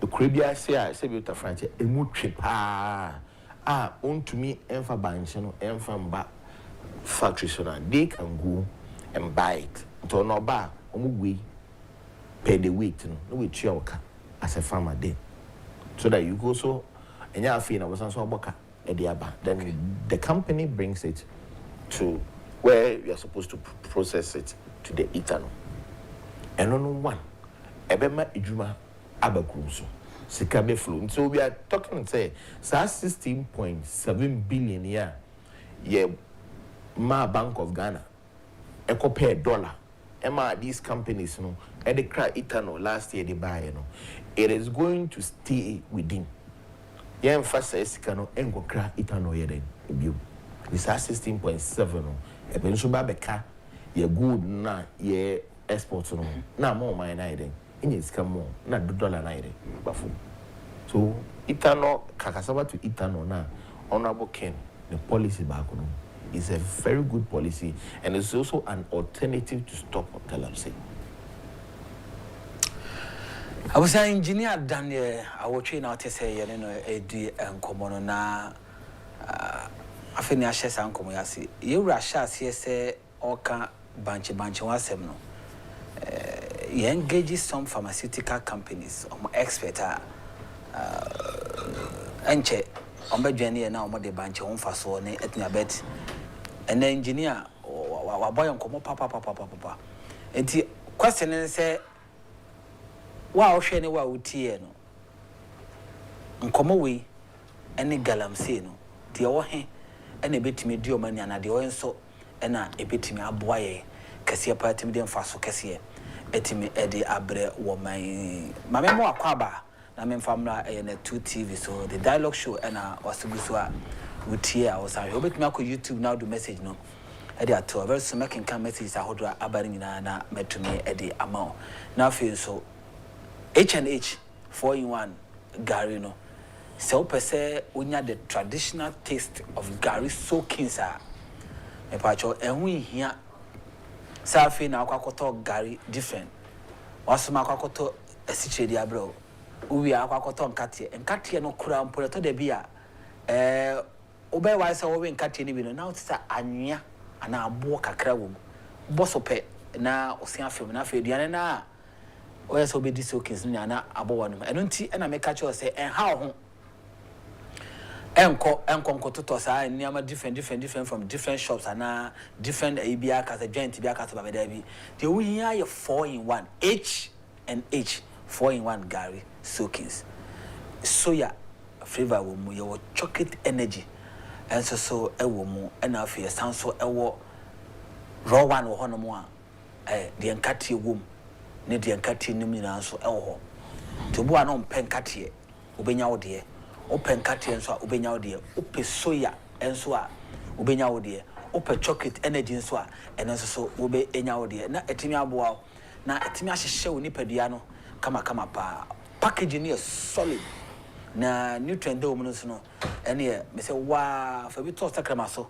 na sohwe na be ho boa ebeboa nti da me ka to say hunger no strike na unhu de obeye ho a afi na akwa soja de na sija so ebeche wan hwe yi na odi akira na wakonya osa H&H Gary soaking si bai osa etu ase fi say odi kakra to ase a eboa Emma system no so no etimi eye adwuma bo ni padu ya no kopem se de bia pese odi kodru no odi ekokodru nti ema H&H gari no empower hoda fa bi ma mofra no shop bag to bi gufie to bi show office drawer mu to bi go car no mu ba bia wonam bia no de ohia no se wonya nsuo wonya disposable car bi diguma wotimi mexe na fe come na strike no wotimi etu ase number wotimi afre H&H 4-in-1 0249 717 777 0249 717 777 kopebi na ebeboa na wahonde no pomde no atimi SCP asita mamensanko engineer so na yenni nkoma afa ba beti ade asi yewura Kennedy Complex ko Agyapong campaign no ankasa emu na MPP4 ade krata ba bonti anase partner yehye apaw committee a omo be track all the aspirants omo campaign message no said the be na tax memo na timi aboa na a shape party unity na one more no say without the unity MPP amanyoko no entimi achieve the ompese omo achieve the quick one on that engineer. Okay, I think it's in a very good or in a very good direction, say pattern or issue that communicate, because it be more message, you know, maybe more attack it. Yes. And from Honorable Ken, Unity Toner or Kono, who say he's making more impact in the sense that back Otumeko constituency be parliamentary candidate or any chairman in Kasa for years. We lost that constituency. Now, if you look at such a place, Okoye, he was able to broker peace between the parliamentary candidates and the chairman. Ewo nini nkofu ni ma settle issue. You see,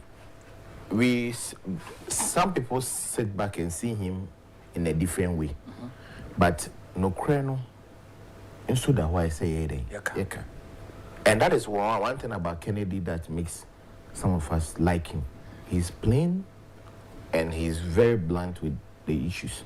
The same place, another aspirant call, when the man we issue, no, because when they go there, they want to be sung like heroes.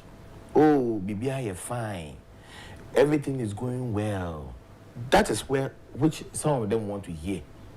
But Kennedy is not somebody that wants to come in for you to, oh, Kennedy, Kennedy. No. He wants to know the issues on the ground. So that to be to me, I know.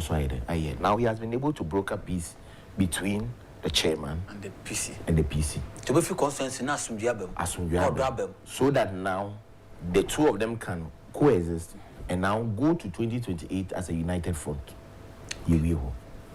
Now, also call constituency Biano, Kachuomo say, he actually looks at what resources is in that constituency and propose a business model for that constituency. And that is what is lacking in our party. Oba Wedagbawe, I'm freer. Ye need resource be apart from you. That is the Wedja Dam. And I say you should turn out flooding. And one more. So, but you can't say because issue a flood or no, as an engineer, no, you wouldn't be able to think outside the box to ensure say you convert that runaway water to hydropower, a mini one. It is second the bad Wedja Bawi, and I'm catching and say, look, sir, levels no costa, the dam is up, and the runways come down to the estuary. At the estuary, let us set up a mini hydro dam. A mini hydro dam that can serve Wedagbawi. Okay. In the sense that since you talk at high seasons, no more baby.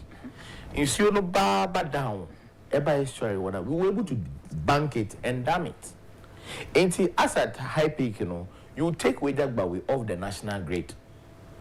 So that the hydro dam, the mini hydro dam, can serve the whole Wedagbawi. As at that time, Wedagbawi emphasize pressure and the toll akosongoso. But Wedagbawi also have his. Now this can be a BOT arrangement, build, operate, transfer, which will be spearheaded because he is the president, he can get us investors. Yes. Then we will channel that through the assembly. And to say 10 years now, you be take KW. Then now, with that way, yeah, property. Okay. Then it means that now the revenue generation will go to build the assembly's income flow, such that say assembly ni person your plan on train say central government, the district assembly common fund beba, and son because he's also making money from the power generation. Correct, no more drip machines. Simple as that. So every constituency be okubiano, it'll be there farming, it'll be there say he identifies the resource in those constituencies and proposes that business model for them. Until he's trying to use individual or businessmen to empower them. Until you find say, what's in Indiana? Now I empower to create that business model for the constituency. And in so doing, when you said there are many hydro dam, every nipa, every for security, every for workers. What are you doing? You are creating job for that constituency. This is the modeler or baby omudia banchi. Baby omuya lambring. That is cocoa, you know. I'm from Western North. The cocoa husk yes can serve so many purposes. You to me here pyrolysis, you to me the generating energy, you to me the air in you to me the air with but no. Yeah, the raw beans, no, and the crowd brutally. They are coming near to not the akana near to go. It's not all can say or no as a president, no, uncle IMF. And I understand him. Because say you to me, I convert your raw materials, like 60% to finished product. We don't need IMF. $3 million. $3 billion. $3 billion. IMF. Meanwhile, you import to ethanol, even of $16.7 billion. What do I need IMF for?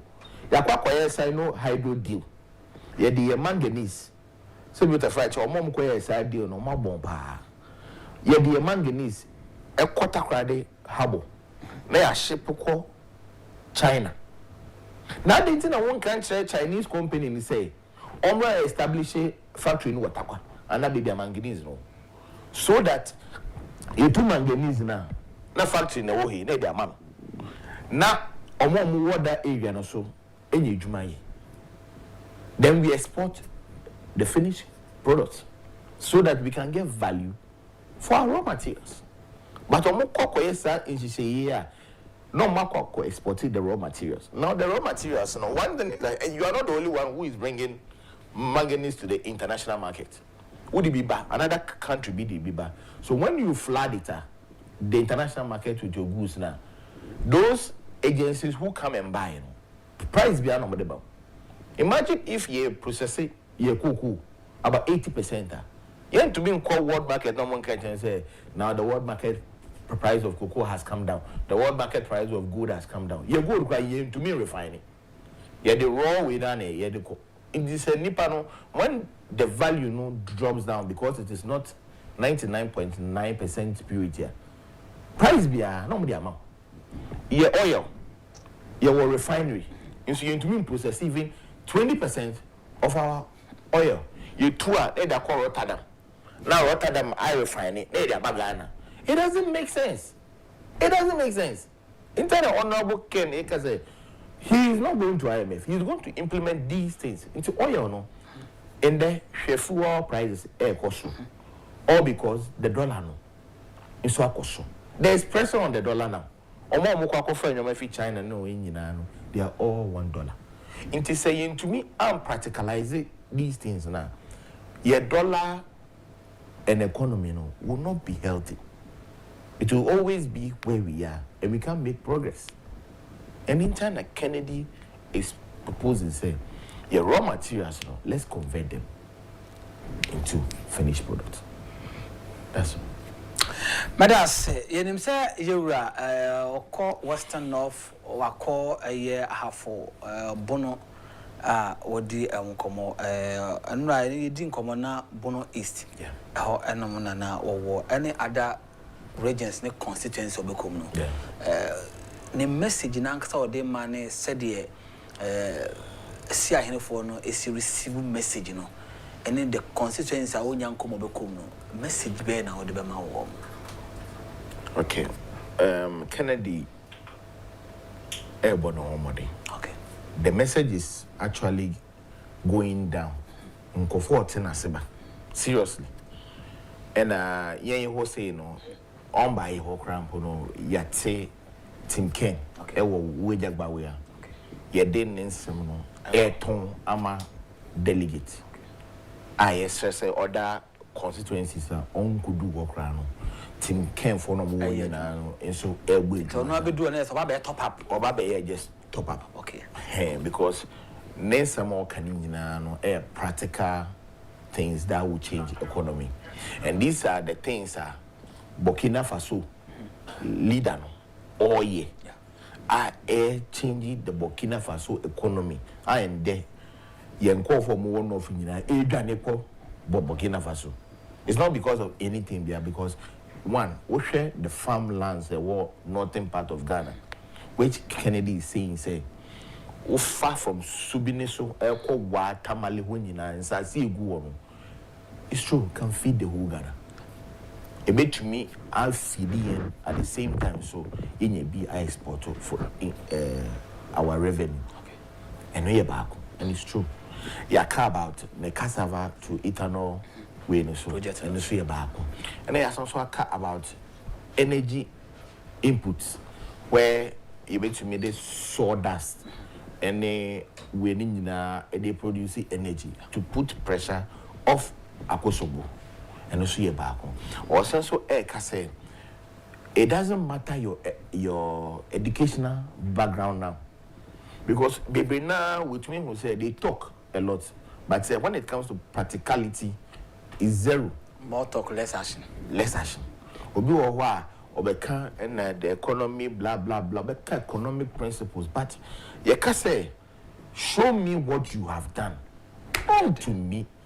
Ain't you know as a businessman as Ken? Say if he's going to take a decision, Biana, which will affect businesses. To say, for example, Elevia, Ken will have been the very best person to say, hey, Master, I pay over 7,000 workers. Your friend says, Kennedy age through Muma. Do you know how much? Huge sums of money. Yes. So it will affect him. He will know how to put it and ensure, say, businesses are thriving because he's a businessman. But if you don't have businesses to your name, when you are taking decisions that are affecting businesses, you will not understand. Can I say? So whenever he's talking, he actually puts himself in the position of a businessman or the business that you have in Ghana and say it as it is. Now, Aboso Kaifo, let me use them as an example. When we were coming to power, they really helped the party. When we came to power, what did we do? The economic policies went to affect Aboso Kaifo import of the spare parts. Ubisu your argument say, Yankofa brand new cars in Rwanda because any Bema accidents on our road no AJ. At the end of the day, what happened? All these companies on mobile engine, they are going to take the dollar to their country. We don't have any what we call retention of the amount of the revenue in Ghana. They will take it back to their country, mean that you have collapsed Abusuka, who will have retained the money and now giving the money to these companies. So these are the things and mistakes in the past. Honorable Ken is coming to change all these things in terms of the businesses that we have in Ghana. I was an engineer Daniel, our train, our 10 and Cassian and AD and Common. Yet the uncommon training ba Nevi, na birthdays Kakrabaka and Sano, Yaya no, and the Fuka with the Amanafino, Yarapap, na Yako. Sene, who did what da Bomodiana do videos, no picture account at the bar, and a 2 TV, Yabacoso na Yahweh show with a picture na ama also birthday now, no. Etimi ayakono. It is a no do what happy birthday to you. So then so happy belated birthday. Say watching and the yawadan in if you dance so happy birthday in advance at the amount. Now your birthdays no and trust quick one yanko. This one is coming from Chairman Entry, former NPP constituency chairman or Etiwa East, Chairman Entry, and Nere Fudne Dasono. Say happy birthday, Uncle Mama says Jemima Anita Entry. Ukunu say me can't just hold do ye papa. See when shower Kadibia yeno. I no name say Mardos will be asimwa and then so was she obemo ba Emma a shepo na brabo pa. And happy birthday to you. Or me Yankopon Kauna on your kese. And no. Yan for the next one also and so na yanko ye name. We to say happy birthday nkoma Emmanuel Hinena na ofe Oyejuma our Kencity Media anum. Abante na so day. Happy birthday to you name. Yankopon Kauna on your kese. Just give us the location. Party ni there. Beba, many engineer watching na beba party no. Location one for my no benya issue. So happy birthday to you name. Ima Yankopon Kauna on your kese. O Hinena na ofe. Happy birthday to you. This one says happy birthday to Dora Ininaku. Dora Ininaku. Happy birthday to you. Yesro adom say eno mo nka ho na enyo kase pa kopim say obeye kase pa. So happy birthday to you. Oba Dora Ininaku. Yakopon ka ho na onyo kase pa. We happy belated birthday. Maybe a kese income. Birthday na yenra. It's happy belated birthday and confirm our Yankopon ka na onyo kese. Enra party no. So we nyam to another akushi weekends. My signal no. Let us be aware. Cause birthday there. They hear more after say I wish you any party. So happy belated birthday to see that. Yankopon ka na onyo kese. Kama pa. Yeah, quick one. Happy birthday, Mr. Gina, or body, Kufudia body. I want our Pama dear, house of prayer and Chimon, my and Mr. Gina or Pama dear. Happy birthday to you, Yankopon Kawana, when your case. Yes, also, and answer my call engineer, which is my memfa, Chakasiam from one of my prophet Daniel Ba. So you are watching us live from Kufudia, prophet Daniel Ba. Yankopon Kaw na onomo normal ngosra no entumi enye kese pa okay me ameni aba Joyce nso onya so yo TTVs no sister here aba Joyce good morning medasi engineer. Yes sir.